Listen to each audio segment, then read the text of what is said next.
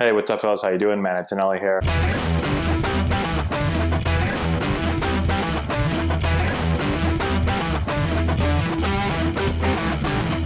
Hey, what's up, guys? How we doing? Matt Antonelli here. Today, we're looking at JD Martinez in the on-deck circle. We've talked about on-deck circle routines before, but here's a live example of a big league hitter, one of the best hitters in the game, going through his prep work, getting in sync with the pitcher, dancing with the pitcher, getting his timing down in the on-deck circle. This video is brought to you by Charlie Palma, Antonelli baseball coach, and great videographer. Does a great job here. I don't know if he was sitting here or if he saw Martinez doing this and the coach in him said, I need to run down there and get some footage so that we can teach and show kids. But either way, great job, Charlie. So let's talk about the on-deck circle, okay? Now, this might not be the most exciting thing for a lot of players. And I think a lot of times I talk about this and it goes in one ear and out the other for a lot of players. Not all players. There's plenty of players in our organization that do this. We harp on it a lot. But the on-deck circle, this is for you to get in sync with the pitcher, okay? To get your timing down. Everybody talks about timing. Timing is hugely important with hitting. And so a lot goes into timing, but one thing that goes into timing is knowing and understanding when do I have to start to get my body ready? When do I have to start to get loaded and get my stride foot off the ground so that I can get my foot into the ground on time, right? So I can launch my swing on time. If I can't launch my swing on time when I want to launch it, well, then I can't hit. It's going to be very difficult to hit. And so I've got to figure out when to do this. And it all comes down to the pitcher. I have to be in sync with the pitcher. This isn't golf where the ball's just sitting on a tee right there and I can get ready whenever I feel like it. No, no, no. Everything I do is determined by the pitcher. And so what you do in the on-deck circle is you get to the on-deck circle, and if you want to do a couple stretches and take a few swings, and even if you want to throw a donut on, you want to do all that stuff, fine, go ahead. Do it quick. Then, when the pitcher gets on the mound, you need to get in your stance, and you need to mimic. You need to put yourself in your mind in the batter's box, like you're hitting against that pitcher right now. And when the pitcher gets ready, what you're going to do is you're going to start to get loaded. And you're going to try to figure out, okay, when do I have to get my front foot off the ground? So that when I get here and I'm ready to launch, I'll be on time. And so you do this. You go through this, you do it, and you go, okay. Yeah, let's play it back here. Let's go regular speed.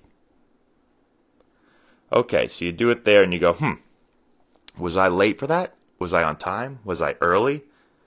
Okay, what adjustments do I have to make? If I was late, I've got to start earlier, right?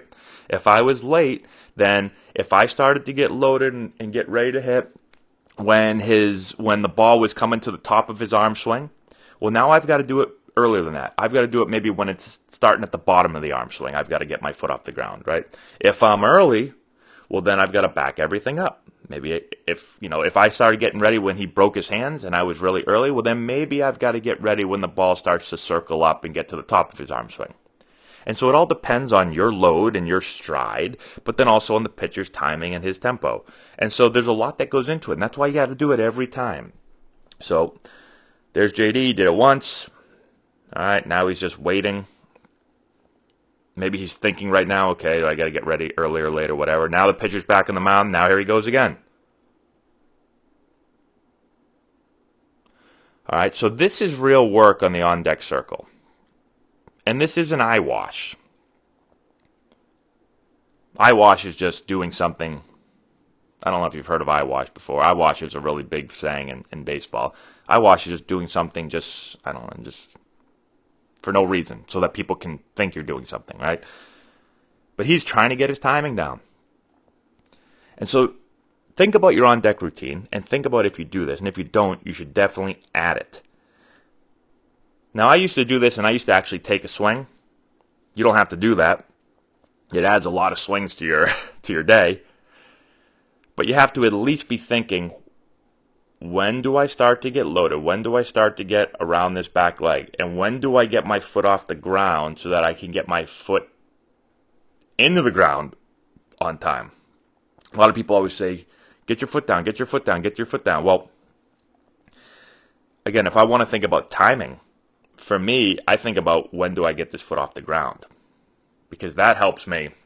Right, I got to get my foot off the ground when his arm is swinging up, or when his hands break, or whatever. Again, depending on your stride, that gives me something concrete that I can say, okay, that's when I got to get the foot off the ground, which will allow me to get my foot into the ground on time.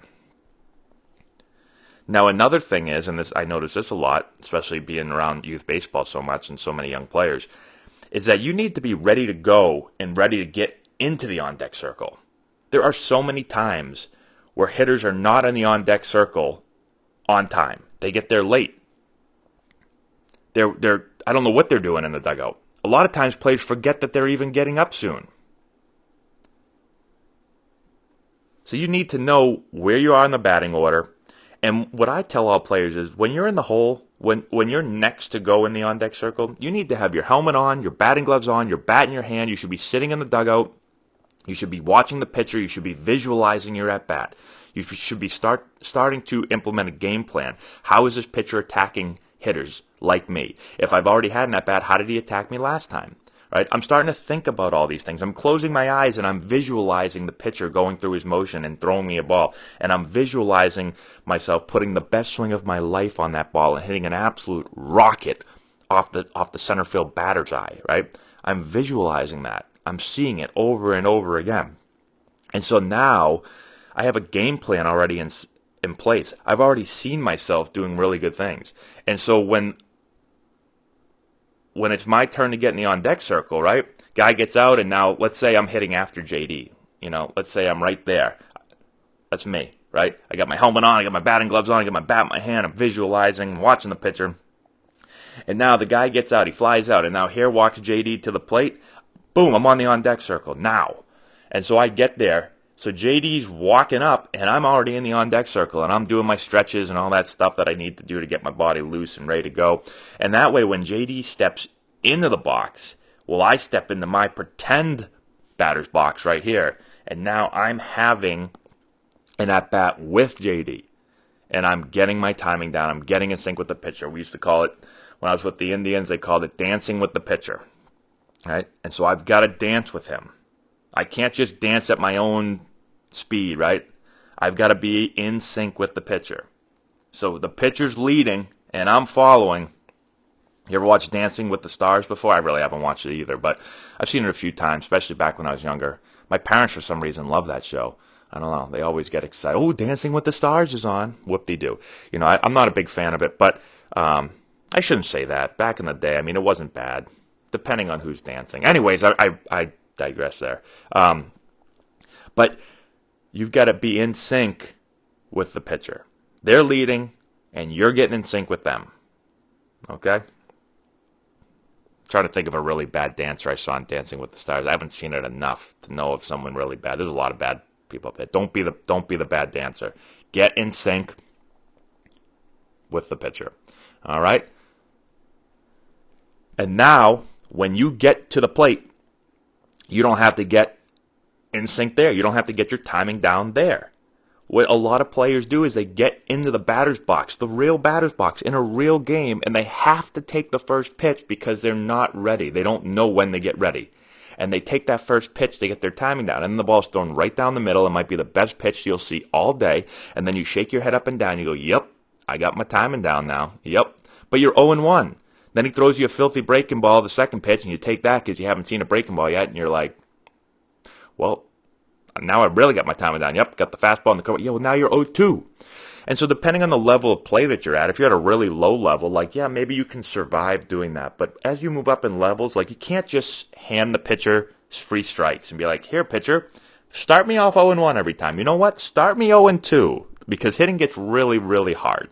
The best hitters in the world hit 200 when they get the 2 strikes, okay? Some hit a lot lower than that.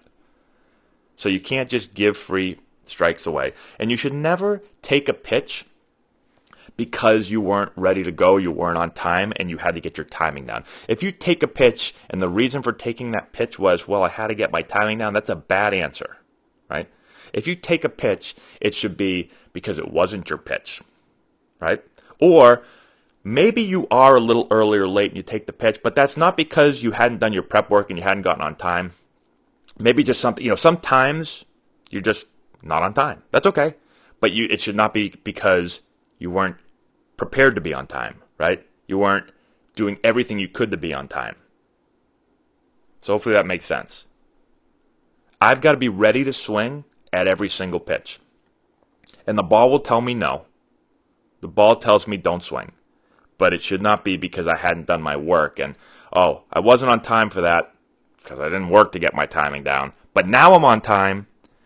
And then he throws you the filthy breaking ball and he dots up a fastball and you get no pitches to hit except for that first pitch that you took. And you come back and you say, man, I got no pitches to hit. Well, you did. You got one. Sometimes that's all you get. So you better be ready to hit it. And you better be ready on time. All right? Hopefully that helps you guys out. Let me know if you have any questions in the comment section below. Go to the playlist, the hitting playlist. I talk a lot about this. I've done stuff about what to do in the dugout, and I've gone into detail with all this stuff. So go check all our other videos out. I think they will help you out.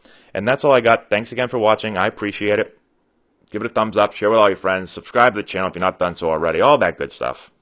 And we'll talk to you later.